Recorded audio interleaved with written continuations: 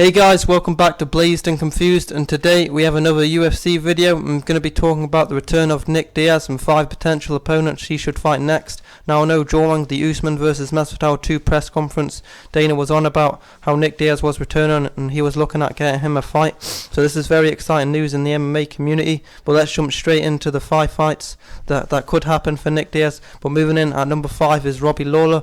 Now I know these guys did fight a long time ago, very early on in their careers, both very young. Great fight. The first round was very close. Nick Diaz was able to score a knockout in the second round. It was a great knockout. He was able to get a knockout sort of moving backwards. It was a very short, stiff right hook that landed straight on Robbie Lawler, sent him straight on his ass. It was a great victory for Nick Diaz. And at that time, Nick Diaz was only 22, 23 years old, so very young in his career and able to get a big win over a killer in Robbie Lawler at that time. He even had hair, which is crazy to even think about.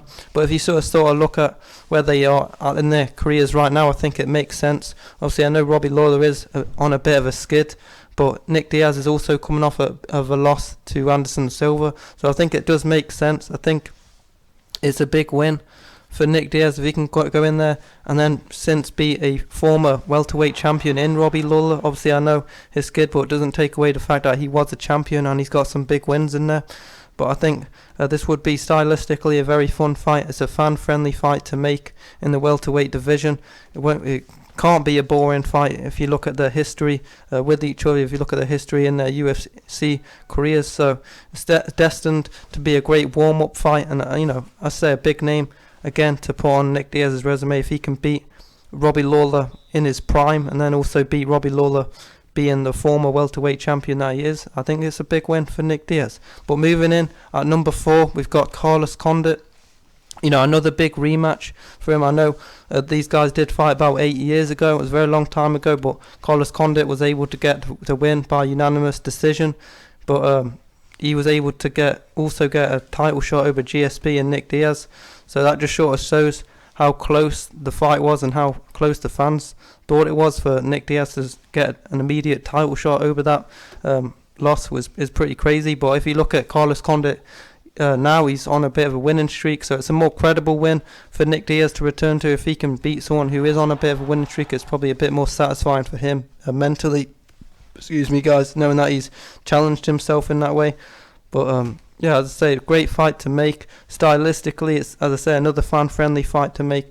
But definitely won't be a boring fight whatsoever. Carlos Condit brings it in all his fights. He's got a very friendly style, as I say.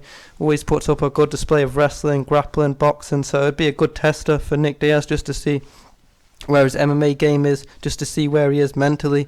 I know he's been doing a lot of partying, a lot of smoking weed. So it'd be a good return fight for him to make, for Dana White to make, for the UFC to promote. But moving in at number 3, we've got Mike Perry. Now I think you have to have this fight on the list. I think, as I say, this is a very exciting fight for us UFC fans. Mike Perry is a very charismatic, very memorable personality in the UFC. Very similar to a Diaz, where it doesn't matter who he fights or when he fights, everyone's going to tune in and watch it. As I say, I think stylistically, Mike Perry's a brawler. He always brings up a bloody fight. He's always inflicting damage, or he's getting damage inflicted onto him. As I say, he's a very scrappy fighter. Very good style for Nick Diaz. Nick Diaz isn't necessarily scrappy, but he's very technical in his boxing. He's got a very high fighting IQ to me. I think he's a great fighter. In the welterweight division, I'd be excited to see this fight. Let me know in the comment section if you like the idea of Nick Diaz versus Mike Perry. I also know in my top 10 UFC fights that need to happen, I did include Nick Diaz versus Mike Perry, just because of how fun that fight could be, the promotion going into the fight, the way they could set it up. I think if there is a bit of a rivalry there, it'd be similar to sort of a Masvidal versus Diaz fight. They can sort of make it another style of belt, or not necessarily another BMF belt, but another kind of belt, or any sort of thing, or anything on the line, just to make that fight more exciting. Not that I really think needs it, but just to give that extra bit of promotion, I think would make the fight, sort of a pay-per-view worthy headline. If Mike Perry can sort of get back on a winning streak before Nick Diaz returns, I think it would make it all the more credible for Nick Diaz. As I say, similar to a Carlos Condit, where if he can beat someone who is on a winning streak, it makes it more satisfying for us, the UFC fans, to know that Nick Diaz can beat someone who is very good, who is on a winning streak, as I say. But moving in to number 2, we've got Jorge Masvidal. Now I know this might be a bit of a silly fight to you guys, considering Masvidal beat Nate Diaz, and it would probably make more sense for Nate Diaz to fight Masvidal. But I think if Masvidal isn't able to get the Nate Diaz fight, if Nate Diaz beats Leon Edwards and the UFC give him a title shot, which could very well happen, I think it's only going to make sense for Nick Diaz versus Jorge Masvidal to happen. I think they've been talking about this fight for quite a while, ever since Masvidal did beat Nate Diaz. Nick Diaz did an interview with Ariel Helwani, and he expressed interest in fighting Masvidal just because of how devastated he was with Nate Diaz. Nate Diaz got viciously beat by Masvidal. To me, it wasn't a very competitive fight. I know a lot of people say, oh, the third round Nate Diaz was slowly starting to take over, but I disagree. I think it was being set up for Masvidal to get the finish on Nate. I think the Nick Diaz fight is way more appealing. I think it's way more competitive, just because I think Nick Diaz's boxing is a lot cleaner. He's a lot quicker than Nate. I think his sort of arsenal of attacks, he's got more kicks. I think he'd present a bit more challenges to Masvidal. I think his striking, I would say his kickboxing would be more of a threat to Masvidal, sort of similar to a Wonder Boy, sort of a lesser Wonder Boy, but still skilled. I think it'd be a very exciting fight. As I say, promoting this fight similar to the Mike Perry fight, you can't go wrong with it. There definitely would be a rivalry, just because Nick Diaz would be wanting to avenge his brother Nate Diaz. So as I say, very exciting fight. I really would love for this fight to happen. But the fight that I really want to happen, the fight that I'd love to see, is Vicente Luque. Now I know this might be a bit of a weird fight for you guys, but I think Vicente Luque really deserves a big name, guys. And now I know he just got an incredible win over Tyron Woodley, submitted him, knocked him down, and then submitted him, which is even crazier. But I think Nick Diaz, he's been, Vicente Luque, my bad, guys, he's been calling out big names in the division, and I don't know, as I just said, he's got a win, he's in the top 5 now, but I think he deserves a fighter like Diaz to really boost his following and really showcase why he is one of the best welterweights in the division. And in my mind, Vicente Luque is a future welterweight champion. He's that good. But I think this would be stylistically a great fight for Nick Diaz. Vicente Luque's got stellar jiu-jitsu, stellar striking, and it's the same goes with Nick Diaz. Nick Diaz has got stellar striking, stellar jiu-jitsu, which he hasn't showcased in a while. So I think this would be a great, not even warm-up fight, but a great sort of wolf fight, a dog fight for Nick Diaz to return to, get himself in the top 5, potentially even get a fight with Masvidal or a Wonder Boy or a Covington. Even that fight is very fun, the Covington Diaz fight.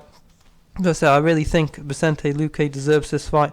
I think Nick Diaz definitely would look to test himself against a very deadly jiu-jitsu artist like Vicente Luque. I think Nick Diaz, he doesn't really seem to want to be in any wars. As I say, he's been doing a lot of partying, and I think Vicente Luque would definitely look to test Nick Diaz's ground game, which we haven't really seen in quite a while. So I think, as I say, another fan-friendly fight to make an absolutely incredible stylistic fight. I hope the UFC do make this fight. As I say, this is a mouth-watering fight that you can't go wrong. Maybe you do it on the same card, do a Diaz card combo, you do the McGregor versus Diaz trilogy, and then you have this fight as the co-main. I don't know, but that would be an absolutely sweet fight. Or you have this. Well, that wouldn't make sense considering it's Conor McGregor, but if the UFC want to make a Diaz-themed card, I think, what better card to make than you have the McGregor-Diaz trilogy, as I say, and then have the Luque, Nick Diaz fight. I think, it makes for a great card, a great return fight for Nick Diaz, as I say. But I hope you guys really enjoyed the video. Please let me know in the comment section down below who you think Nick Diaz should return against, my bad guys.